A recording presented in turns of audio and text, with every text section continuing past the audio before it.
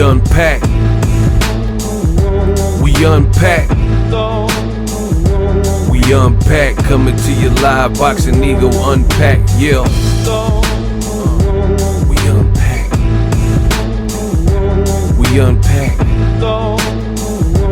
We unpack. Coming to you live. Tim Bradley gives a scary warning to Terence Crawford, who says he wants to fight payday. You want payday? I know that. Canelo Alvarez. What up, Fight World? It's your boy Ego, and I'm back with some more boxing. Make sure you guys subscribe. It's free. Throw a like on the video. Now, Tim Bradley did an interview with Fight Hype, and in this exclusive interview, and I'm just paraphrasing, you guys can watch the interview for yourself. He's talking about Canelo's win and victory over JERMELL CHARLO. He's talking about what he wants to see, and he basically says that it's scary if Terence Crawford is to fight against Canelo Alvarez. And the main thing that he discussed was the size differential, and that has him scared. Therefore, he said that there's a 30 to 40% chance for Crawford to win that fight based on that size differential. He says, now they're not the same size, and that's where the difficulty comes in. I think that's daring to be great for Terence Crawford because his skill set outmatches Canelo. It would be a 30% chance, 40% chance because, again, that weight. I believe in my man Crawford. I think he is different. I've never seen anything like him in the sport as long as I live. I could say that, but that's tough. That's tough. So the thing is, Tim Bradley, especially for a sports analyst, he was all over the place, y'all. Like, if you listen to this interview, you really can't get a good grasp or idea of who he thinks will win this particular fight if Canelo were to fight against Terence Crawford. I mean, this was truly bizarre, very bizarre stuff from Tim Bradley in this interview. You really cannot tell if he has faith that Crawford would beat Terence, or if Terence Crawford would beat Canelo, or if he thinks he'll lose. Because he's, and I've seen this particularly with Tim Bradley interviews, where he almost hedges his bet, where he'll give you his opinion and he'll say it with some level of conviction, or he'll say it as if he really believes in this outcome. But then he'll, in a sense, hedge his bet by saying something that kind of counters what he just said. And that's what I got from this particular interview about Terence Crawford. I mean, sometimes he's saying that Terence Crawford is an alien, and Terence Crawford, you know, there's no fighter like him, and Crawford is freakishly strong. Crawford can almost seemingly do anything, and he thinks he could back up Canelo. But then at other times of the interview, he doesn't seem confident at all that Terence Crawford would be able to do these things. And he's like, man, I don't know. Canelo's size. Now, Tim Bradley, he did say this, which is exactly what I've told you. But he said that Terence Crawford, if they were naturally the same size, Crawford is of a higher skill set. And I agree with that. I agree with that 1000%. In fact, I said that to you guys on my channel. I told you I'm the best in the business, and it's not even close. If Crawford was naturally Canelo's size, I would easily, and I do mean easily, select Crawford to beat Canelo. However, Crawford is a guy who came up in weight from 135 pounds, right? So that would be a tall order. I know he's now 147. I know at this point, maybe 147 is a bit difficult to make, but he hasn't even cleared and went up one weight class from welterweight, which is 154, junior middleweight. We don't know how his power would even be there. So to move up 21 pounds, 21, Can you do something for me? Yeah, 21. That's 21 pounds. 21. Right? That's a lot of weight. And again, I've stated this before. If Crawford was naturally bigger than Crawford or Canelo, or if they were naturally the same size or naturally in the same division, yeah, you got to pick Crawford. But moving up 21 pounds, that's not an easy feat, especially like, first of all, if I was a boxing coach, I would never advise my fighter to do these weird, freakish fight jumps because they literally make no sense. Why would you in one fell swoop just move up to a new weight class? That's like if you go to a brand new job and it's your first day on the job, usually they throw you in there with another more experienced worker and you perhaps shadow them. You shadow that particular worker for a little while, or go to, the HR room and they give you some e-learnings or some trainings so you can become more versed with the job. Hopefully, if you have a good job, they don't just throw you to the wolves if you don't have any prior experience and it's your first day on the floor, right? So at the end of the day, that's like moving up a weight class. Boxing is not a game. I think we all know that. Boxing is a mean and brutal and cruel sport. It's very grueling. So at the end of the day, it's not for play. And people are treating this, and I keep saying the same thing, but for my new viewers, people are treating this boxing game like it's a video game. You can just move people around and mix and match and round robin. Canelo is a guy who had several fights at 175, right? He had 2 fights, Kovalev, knockout, and then Bivol, and he didn't get dropped by a 175 pounder. So despite Crawford having a ton of skill, a lot of skill, right? Can Crawford move up without not even like get ready and acclimate? Because if you allowed Crawford some time to get ready, then who knows? Maybe over time he could develop his strength and, fit into the division. But that's not what is being discussed. Crawford is 36 years old. He's saying he'll fight Canelo now, seemingly move up 21 pounds. That's not advisable. Again, Canelo has had time to mature. I mean, this is the honest truth with Canelo's career. Canelo hasn't fought in the 150s since the Liam Smith fight, right? The Liam Smith fight was literally the last time that he fought in that and campaigned in the 154 pound division. Boom. So I just pulled it up. So September, he fought in September because he fought in the Mexican dates at that point. September 17th.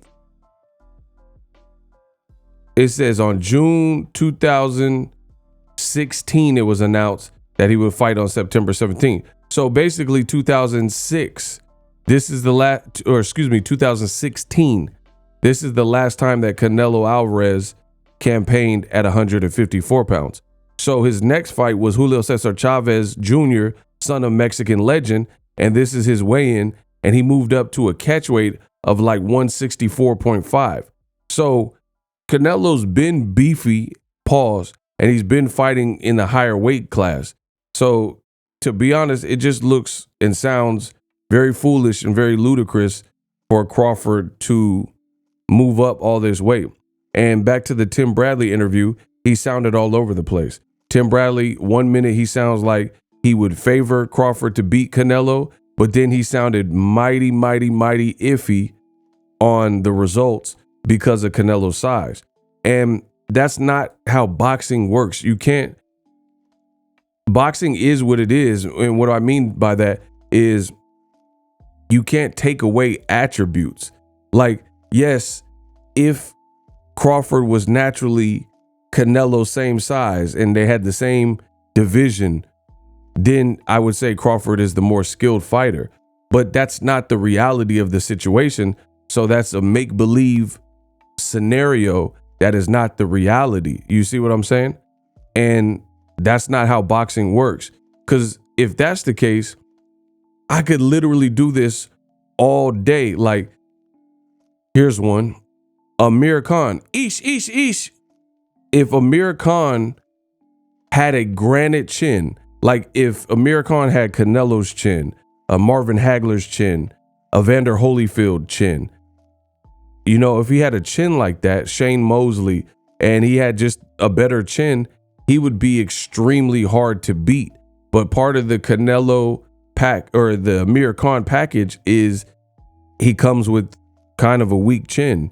And if you pressure him, or if you have a lot of power, or you have even moderate power, and you clip him and land flush, he might do a funny dance.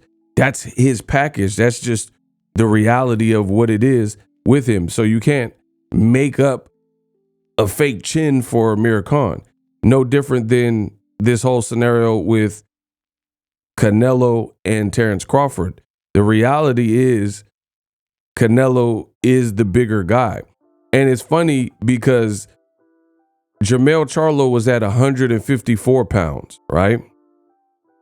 And I seen a lot of people, they were like, no, Charlo's bigger than him. And I'm like, that's not exactly how that works in the world of boxing. Anybody who would listen, I told him that. I said, that's not how that works. It's not just being bigger or appearing bigger or looking bigger or being taller and having more height or, you know, looking like you have more mass or your walk around weight is higher. We're talking about where do they fight, the campaigning weight. That's what really matters. And people said, no, you don't know what you're talking about. Jermell Charlo is bigger. All right. Then the fight happened and it was a dud and it was one-sided. And despite his best effort, Jermell Charlo couldn't even move Canelo at all. He couldn't move him. Even the stuff he landed, Canelo kind of walked through it like it was nothing, right? And Canelo's stamina looked better all of a sudden. It just was a one-sided fight. And then Charlo almost, instead of going out on a shield, he almost was content with, at that point, just surviving and saying like, all right, he's not going to knock me out though. I'm going to be smart and be on my P's and Q's and moving, try to use some defense, but not the stuff that's going to actually win you the fight, because you're going to have more offense than what was displayed. So that was a guy from 54 to 68. He moved up 14 pounds. And literally his best shots had very little effect on Canelo Alvarez.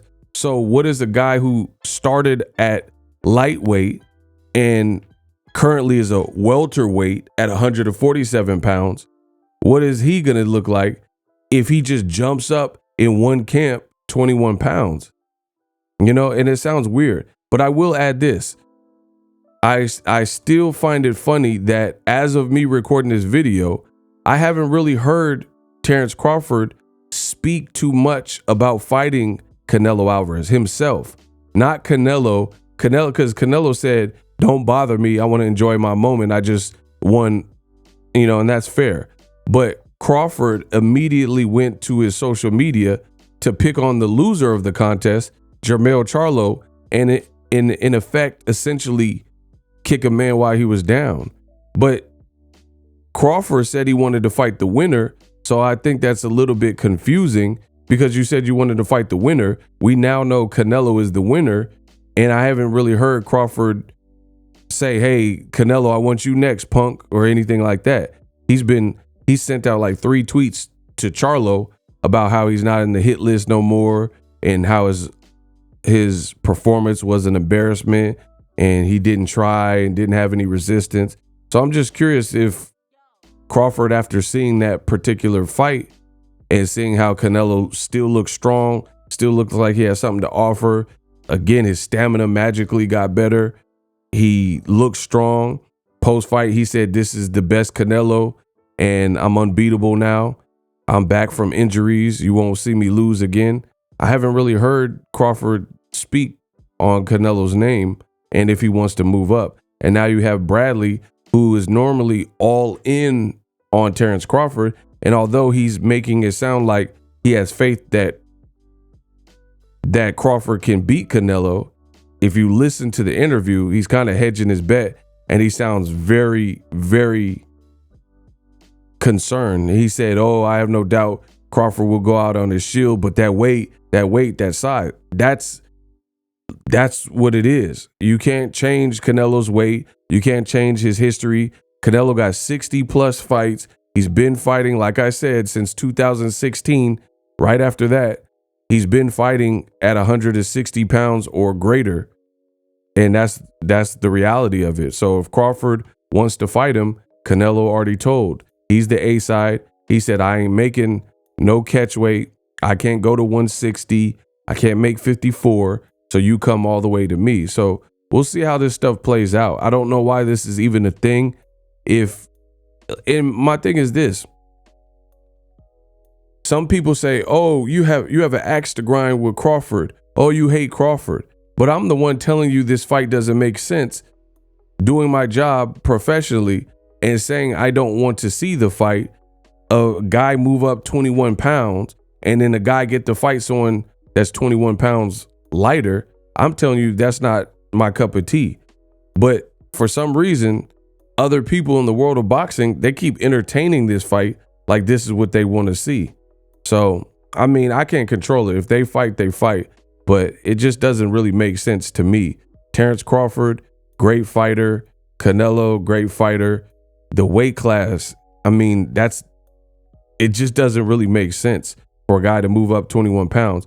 And Bradley, in his interview, he's saying, oh, if he did it, he would be legendary and stuff like that. But what if he doesn't?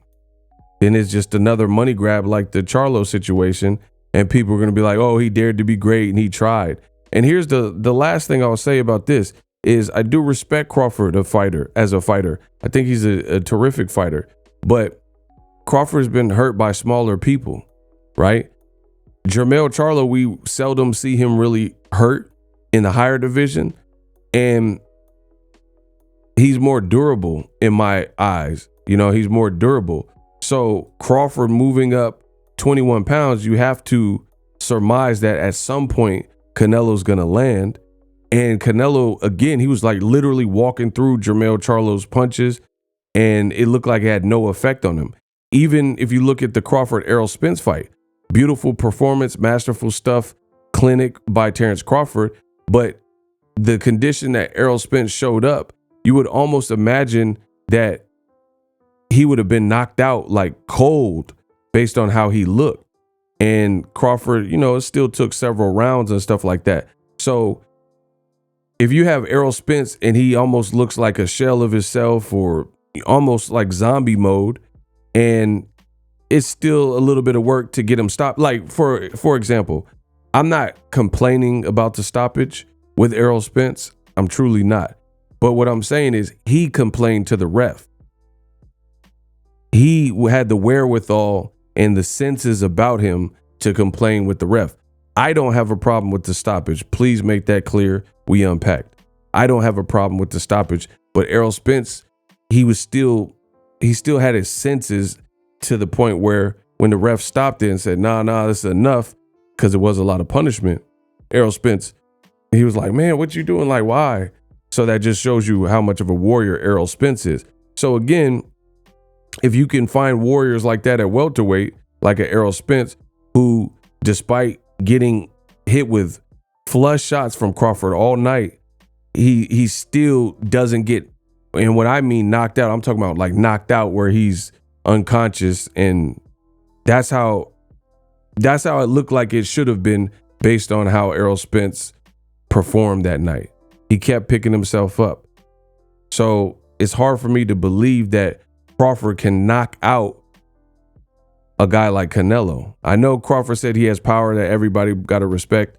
I don't know. I know he's strong, but it just seems like a tall order. And I think people are doing a little bit much because they truly like the big name aspect. They like the fact that it's two big names, which is cool. It is a big name in Terence Crawford and Canelo Alvarez, but that, to me, that's not enough to stipulate that the fight would happen. But Crawford, he says he wants what he wants. I haven't personally, as of me recording this video, I haven't heard too much of him talking about the 3-division heavyweight or the 3-division undisputed champion. So we'll see how it all plays out. Let me know how I did in this video. Drop your thoughts. Subscribe to the channel. It's free. YouTube would also show you some videos. Stay tuned. So make sure you check out some of those other videos so you get caught up on all your boxing news. Do you want to see Terence Crawford versus Canelo? That is the topic. And I'm out. Introducing Super Thanks. Right here on the official Boxingego YouTube. Super Thanks allows you, the viewers, to show a little bit of extra gratitude, which enables me as a full-time content creator to push out the content you need in the world of boxing. Underneath all the videos, you will see a heart with the $ in it. You can enter any amount that you find suitable as a super thanks. A brand new, interactive, and colorful way to get your comments highlighted and noticed by not only myself, but other people on the YouTube platform. Super thanks, a unique and cool way to show and applaud us full-time content creators. Hopefully you guys enjoy the content. Super thanks. The future is now. The Hibernation 5s by Kenichi Bear. Hybrid gaming and lifestyle headphones. Out of the box, you can connect to any console or PC. Bluetooth ready with a low latency USB adapter, color RGB, and extreme bass mode. The Hibernation 5s adjust to you. Whether you need a gaming, travel, gym, or lifestyle headphones, the Hibernations got you covered. The new Hibernation 5s, link in the description. Customize the way you hear the world. Welcome to the nation. Are you tired of your YouTube videos not getting any views? Well, consider TubeBuddy. I've used TubeBuddy for years to scale up my YouTube channel. Now we're sitting over 200,000 subscribers. TubeBuddy is a browser extension that offers a ton of built-in productivity and time-saving services to take your channel to the next level. Use my link in the description to get started with TubeBuddy and level up your channel faster. We work.